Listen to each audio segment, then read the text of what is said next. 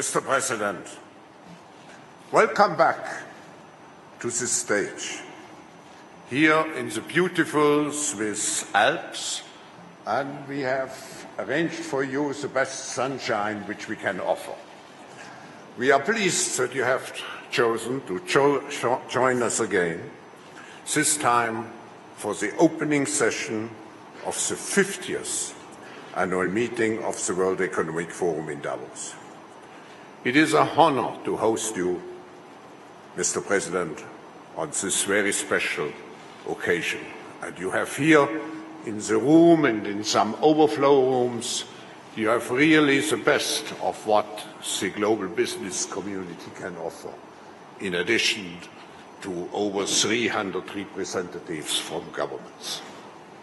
You return to Davos accompanied by a strong delegation of cabinet secretaries and senior officials is testimony to the fact that you recognize the need for America to maintain a prominent role on the global stage. In the past 3 years, the United States, by any metric, experienced a story of economic growth and dynamism. Stock market performance alone is one indication, as is the record low unemployment rate. Investors are showing deep confidence in the short and long-term potential of the US economy. Yet, Mr. President, with this good news, we all know there remain challenges ahead for the United States and for the rest of the world. We look forward to hearing your reflection as we gather here at this crucial time.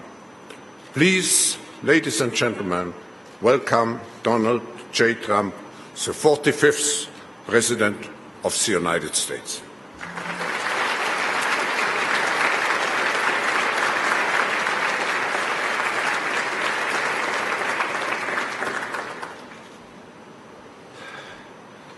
Well, thank you very much, Klaus, and very special congratulations on your 50th year hosting the annual meeting of the World Economic Forum, a truly amazing achievement. It's an honor to address the distinguished members of this organization for the second time as president. When I spoke at this forum 2 years ago, I told you that we had launched the Great American Comeback. Today, I'm proud to declare that the United States is in the midst of an economic boom, the likes of which the world has never seen before. We've regained our stride, rediscovered our spirit, and reawakened the powerful machinery of American enterprise. America is thriving, America is flourishing, and yes, America is winning again like never before. Just last week alone, the United States concluded 2 extraordinary trade deals, the agreement with China and the United States-Mexico-Canada agreement, the 2 biggest trade deals ever made. They just happened to get done in the same week. These agreements represent a new model of trade for the 21st century, agreements that are fair, reciprocal, and that prioritize the needs of workers and families. America's economic turnaround has been nothing short of spectacular. When I took office 3 years ago, America's economy was in a rather dismal state. Under the previous administration, nearly 200,000 manufacturing jobs had vanished. Wages were flat or falling. Almost 5 million more Americans had left the labor force than had gotten jobs, and more than 10 million people had been added to the food stamp rolls. The experts predicted a decade of very, very slow growth, or maybe even negative growth, high unemployment and a dwindling workforce, and very much a shrinking middle class. Millions of hardworking, ordinary citizens felt neglected, betrayed, forgotten. They were rapidly losing faith in the system. Before my presidency began, the outlook for many nations was bleak. Top economists warned of a protracted worldwide recession. The World Bank lowered its projections for global growth to a number that nobody wanted to even think about. Pessimism had taken root deep in the minds of leading thinkers, business leaders, and policymakers. Yet despite all of the cynics, I had never been more confident in America's future. I knew we were on the verge of a profound economic resurgence if we did things right, one that would generate a historic wave of investment, wage growth, and job creation. I knew that if we unleashed the potential of our people, if we cut taxes, slashed regulations, and we did that at a level that's never been done before in the history of our country in a short period of time, fixed broken trade deals, and fully tapped American energy, that prosperity would come thundering back at a record speed. And that is exactly what we did, and that is exactly what happened. Since my election, America has gained over 7 million jobs, a number unthinkable. I wouldn't say it, I wouldn't talk about it, but that was a number that I had in mind. The projection was 2 million, we did 7. More than 3 times the government's own projections. The unemployment rate is now less than 3.5%, and at 3.5%, that's a number that is the lowest in more than 50 years. The average unemployment rate from my administration is the lowest for any U.S. president in recorded history. We started off with a reasonably high rate. For the first time in decades, we are no longer simply concentrating wealth in the hands of a few. We're concentrating and creating the most inclusive economy ever to exist. We are lifting up Americans of every race, color, religion, and creed. Unemployment rates among African Americans, Hispanic Americans, and Asian Americans have all reached record lows. African American youth unemployment has reached the lowest it's ever been in the history of our country. African American poverty has plummeted to the lowest rate ever recorded. The unemployment rate for women reached the lowest level since 1953, and women now comprise a majority of the American workforce. That's for the first time. The unemployment rate for veterans has dropped to a record low. The unemployment rate for disabled Americans has reached an all-time record low. Workers without a high school diploma have achieved the lowest unemployment rate recorded in U.S. history. Wages are rising across the board, and those at the bottom of the income ladder are enjoying the percentage by far largest gains. Workers' wages are now growing faster than management wages. Earnings growth for the bottom 10% is outpacing the top 10%, something that has not happened. Paychecks for high school graduates are rising faster than for college graduates. Young Americans just entering the workforce are also sharing in America's extraordinary prosperity. Since I took office, more than 2 million millennials have gotten jobs, and their wages have grown by nearly 5% annually, a number that was unthinkable. Nobody would have ever thought it was possible 3 years ago. A record number of Americans between the ages of 25 and 34 are now working. In the 8 years before I took office, over 300,000 working-age people left the workforce. In just 3 years in my administration, 3.5 million people have joined the workforce. 10 million people have been lifted off welfare in less than 3 years. Celebrating the dignity of work is a fundamental pillar of our agenda. This is a blue-collar boom. Since my election, the net worth of the bottom half of wage earners has increased by plus 47%, 3 times faster than the increase for the top 1%. Real median household income is at the highest level ever recorded. The American dream is back, bigger, better, and stronger than ever before. No one is benefiting more than America's middle class. We have created 1.2 million manufacturing and construction jobs, a number also unthinkable. After losing 60,000 factories under the previous two administrations, hard to believe when you hear 60,000 factories. America has now gained, in a very short period of time, 12,000 new factories under my administration, and the number is going up rapidly. We'll be beating the 60,000 number that we lost, except these will be bigger, newer, and the latest. Years of economic stagnation have given way to a roaring geyser of opportunity. U.S. stock markets have soared by more than 50% since my election, adding more than $19 trillion to household wealth and boosting 401ks, pensions, and college savings accounts for millions of hardworking families. And these great numbers are many things, and it's despite the fact that the Fed has raised rates too fast and lowered them too slowly. And even now, as the United States is by far the strongest economic power in the world, it's not even close. It was going to be close, but a lot of good things happened to us and some not so good things happened to certain other places. They're forced to compete, and we compete with nations that are getting negative rates, something very new, meaning they get paid to borrow money, something that I could get used to very quickly. Love that. Got to pay back your loan? No. How much am I getting?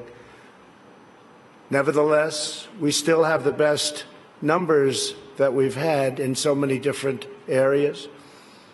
It's a conservative approach, and we have a tremendous upside potential when all of the trade deals and the massive deregulation starts kicking in, which will be during this year, especially toward the end of the year. Those trade deals are starting to kick in already. The regulations are kicking in right now. And I see such tremendous potential for the future. We have not even started because the numbers we're talking about are massive. The time for skepticism is over. People are flowing back into our country. Companies are coming back into our country. Many of you who I know are coming back in with your plants and your factories. Thank you very much. America's newfound prosperity is undeniable, unprecedented, and unmatched anywhere in the world. America achieved this stunning turnaround not by making minor changes to a handful of policies, but by adopting a whole new approach centered entirely on the well-being of the American worker. Every decision we make on taxes, trade, regulation, energy, immigration, education, and more is focused on improving the lives of everyday Americans. We are determined to create the highest standard of living that anyone can imagine. And right now, that's what we're doing for our workers, the highest in the world. And we're determined to ensure that the working and middle class reap the largest gains. A nation's highest duty is to its own citizens. Honoring this truth is the only way to build faith and confidence in the market system. Only when governments put their own citizens first will people be fully invested in their national futures. In the United States, we are building an economy that works for everyone, restoring the bonds of love and loyalty that unite citizens and powers nations. Today, I hold up the American model as an example to the world of a working system of free enterprise that will produce the most benefits for the most people in the 21st century and beyond. A pro-worker, pro-citizen, pro-family agenda demonstrates how a nation can thrive when its communities, its companies, its government, and its people work together for the good of the whole nation. As part of this new vision, we passed the largest package of tax cuts and reforms in American history. We doubled the child tax credit, benefiting 40 million American families, and lifting 650,000 single mothers and their 1 million children out of poverty, and out of poverty quickly. We passed the first ever tax credit for employers who provide paid paternal leave for employees earning $72,000 or less annually, and passed paid family leave for government employees as a model for the country. We made child care much more affordable and reduced or eliminated child care wait lists all across the nation. Our child care reforms are supporting working parents and ensuring their children have access to high-quality care and education, all of which they very much deserve. We lowered our business tax from the highest in the developed world down to one that's not only competitive, but one of the lower taxes. We created nearly 9,000 opportunity zones in distressed communities where capital gains on long-term investments are now taxed at zero, and tremendous wealth is pouring into areas that for 100 years saw nothing. The 35 million Americans who live in these areas have already seen their home values rise by more than $22 billion. My administration has also made historic investments in historically black colleges and universities. I saved HBCUs. We saved them. They were going out, and we saved them. We're removing roadblocks to success and rewarding businesses that invest in workers, families, and communities. We've also launched the most ambitious campaign in history to reduce job-killing regulations. For every new regulation adopted, we are removing 8 old regulations, which will save an average of American households about $3,100 per year. It was going to be for everyone. We do 2, but we were able to lift that to 8, and we think that's going to go quite a bit higher. We still have a way to go. Today, I urge other nations to follow our example and liberate your citizens from the crushing weight of bureaucracy. With that, you have to run your own countries the way you want. We are also restoring the constitutional rule of law in America, which is essential to our economy, our liberty, and our future. And that's why we've appointed over 190 federal judges, a record, to interpret the law as written. 190 federal judges, think of that, and 2 Supreme Court judges. As a result of our efforts, investment is pouring into our country. In the first half of 2019, the United States attracted nearly 1/4 of all foreign direct investment in the world. Think of that. 25% of all foreign investment all over the world came into the United States, and that number is increasing rapidly. To every business looking for a place where they are free to invest, build, thrive, innovate, and succeed, there is no better place on earth than the United States. As a central part of our commitment to building an inclusive society, we established the National Council for the American Worker. We want every citizen, regardless of age or background, to have the cutting-edge skills to compete and succeed in tomorrow's workplace. This includes critical industries like artificial intelligence, quantum computing, and 5G. Under Ivanka's leadership, who's with us today, our pledge to America's workers has become a full-blown national movement with over 400 companies committing to provide new job and training opportunities to already very close to 15 million American students and workers. 15 million. America is making sweeping changes to place workers and their families at the center of our national agenda. Perhaps the most transformative change of all is on trade reform, where we're addressing chronic problems that have been ignored, tolerated, or enabled for decades. Our leaders did nothing about what happened to us on trade. Before I was elected, China's predatory practices were undermining trade for everyone, but no one did anything about it except allow it to keep getting worse and worse and worse. Under my leadership, America confronted the problem head-on. Under our new Phase 1 agreement, Phase 2 is starting negotiations very shortly. China has agreed to substantially do things that they would not have done, measures to protect intellectual property, stop forced technology transfers, remove trade barriers and agricultural goods and on agricultural goods where we were treated so badly, open its financial sector totally, that's done, and maintain a stable currency, all backed by very, very strong enforcement. Our relationship with China right now has probably never been better. We went through a very rough patch, but it's never, ever been better. My relationship with President Xi is an extraordinary one. He's for China, I'm for the U.S., but other than that, we love each other. Additionally, China will spend an additional $200 billion over 2 years on American services, agriculture and energy and manufactured goods. So we'll be taking in excess of $200 billion, could be closer to $300 billion when it finishes. But these achievements would not have been possible without the implementation of tariffs, which we had to use, and we're using them on others too. And that is why most of our tariffs on China will remain in place during the Phase 2 negotiations. For the most part, the tariffs have been left, and we're being paid billions and billions of dollars a year as a country. As I mentioned earlier, we ended the NAFTA disaster, one of the worst trade deals ever made, not even close, and replaced it with the incredible new trade deal, the USMCA, that's Mexico and Canada.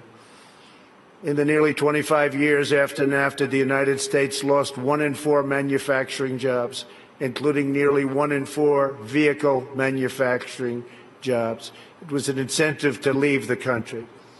The NAFTA agreement exemplified the decades-long failures of the international trading system. The agreement shifted wealth to the hands of a few, promoted massive outsourcing, drove down wages and shuttered plants and factories by the thousands. The plants would leave our country, make the product, sell it into our country. We ended up with no jobs and no taxes. Would buy other countries' product. That doesn't happen anymore.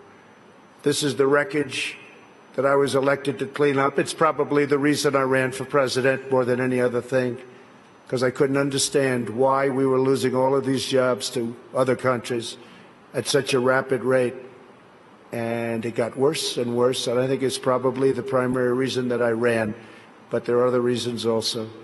And to replace with a new system that puts workers before the special interests, and the special interests will do just fine, but the workers come first. Our brand new USMCA is the result of the broadest coalition ever assembled for a trade agreement. Manufacturing, agriculture, and labor all strongly endorsed the deal. And as you know, it just passed in Congress overwhelmingly.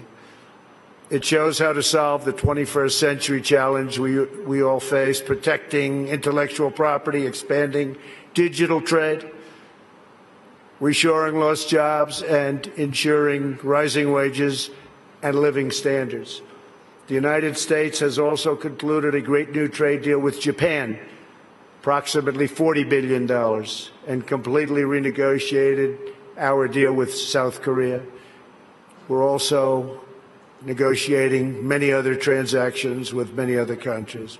And we look forward to negotiating a tremendous new deal with the United Kingdom. Have a wonderful new Prime Minister and wants very much to make a deal, as they say. To protect our security and our economy, we are also boldly embracing American energy independence. The United States is now by far the #1 producer of oil and natural gas anywhere in the world, by far. It's not even close. While many European countries struggle with crippling energy costs, the American energy revolution is saving American families $2,500 every year in lowering electric bills and numbers that people said couldn't happen. And also, very importantly, prices at the pump. We've been so successful that the United States no longer needs to import energy from hostile nations. With an abundance of American natural gas now available, Our European allies no longer have to be vulnerable to unfriendly energy suppliers either. We urge our friends in Europe to use America's vast supply and achieve true energy security. With U.S. companies and researchers leading the way, we are on the threshold of virtually unlimited reserves of energy, including from traditional fuels, LNG, clean coal, next-generation nuclear power, and gas hydrate technologies. At the same time, I'm proud to report the United States is among the cleanest air and drinking water on Earth, and we're going to keep it that way. And we just came out with a report that at this moment, it's the cleanest it's been in the last 40 years. We're committed to conserving the majesty of God's creation and the natural beauty of our world. Today, I'm pleased to announce the United States will join 1 Trillion Trees initiative being launched here at the World Economic Forum. 1 trillion trees. And in doing so, we will continue to show strong leadership in restoring, growing, and better managing our trees and our forests. This is not a time for pessimism. This is a time for optimism. Fear and doubt is not a good thought process, because this is a time for tremendous hope and joy and optimism and action. But to embrace the possibilities of tomorrow, we must reject the perennial prophets of doom and their predictions of the apocalypse. They are the heirs of yesterday's foolish fortune tellers, and I have them, and you have them, and we all have them. And they want to see us do badly, but we don't let that happen. They predicted an overpopulation crisis in the 1960s, mass starvation in the 70s, and an end of oil in the 1990s. These alarmists always demand the same thing: absolute power to dominate, transform, and control every aspect of our lives. We will never let radical socialists destroy our economy, wreck our country, or eradicate our liberty. America will always be the proud, strong, and unyielding bastion of freedom. In America, we understand what the pessimists refuse to see: that a growing and vibrant market economy focused on the future lifts the human spirit and excites creativity, strong enough to overcome any challenge by far. The great scientific breakthroughs of the 20th century, from penicillin to high-yield wheat to modern transportation and breakthrough vaccines, have lifted living standards and saved billions of lives around the world, and we're continuing to work on things that you'll be hearing about in the near future, that even today, sitting here right now, you wouldn't believe it's possible, that we have found the answers.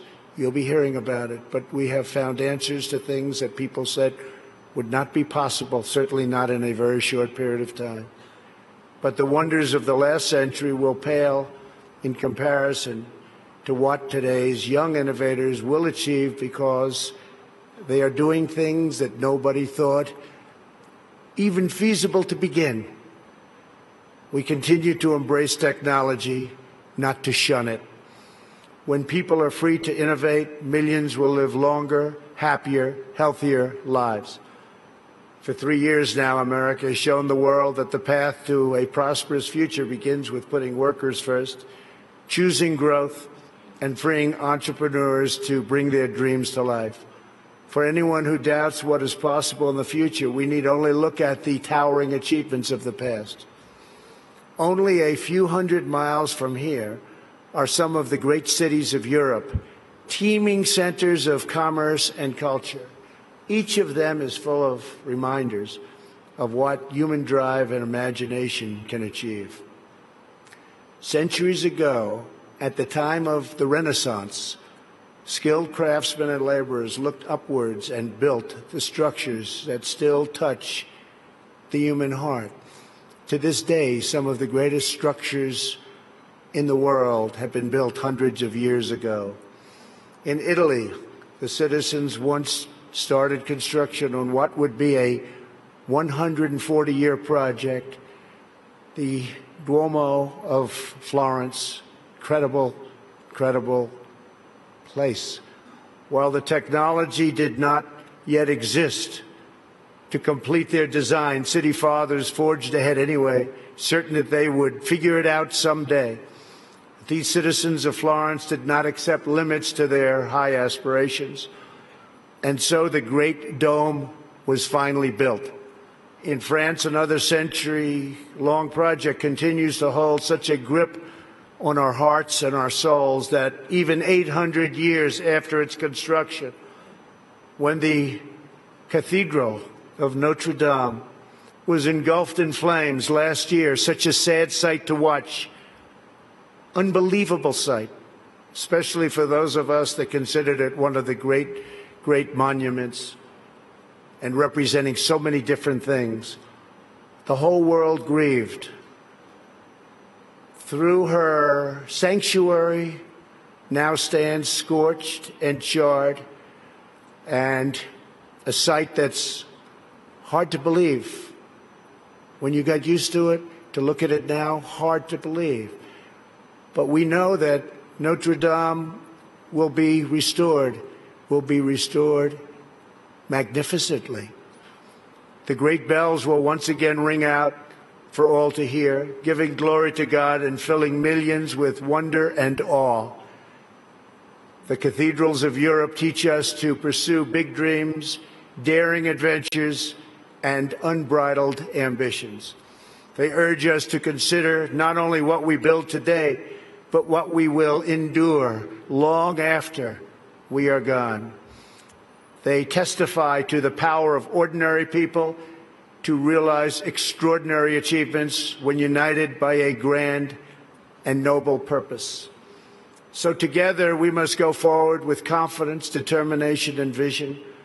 We must not be timid or meek or fearful, but instead we must boldly seize the day and embrace the moment. We have so many great leaders in this room, not only business leaders, but leaders of nations. And some are doing such a fantastic job. We work together very closely. We will draw strength from the glories of the past, and we will make greatness our common mission for the future. Together we will make our nations stronger, our countries safer, our culture richer, our people freer, and the world more beautiful than ever before. Above all else, we will forever be loyal to our workers, our citizens, and our families, the men and women who are the backbone of our economies, the heart of our communities, and the soul of our countries. Let us bring light to their lives one by one and empower them to light up the world. Thank you very much. God bless you. God bless your countries, and God bless America. Thank you. Thank you very much.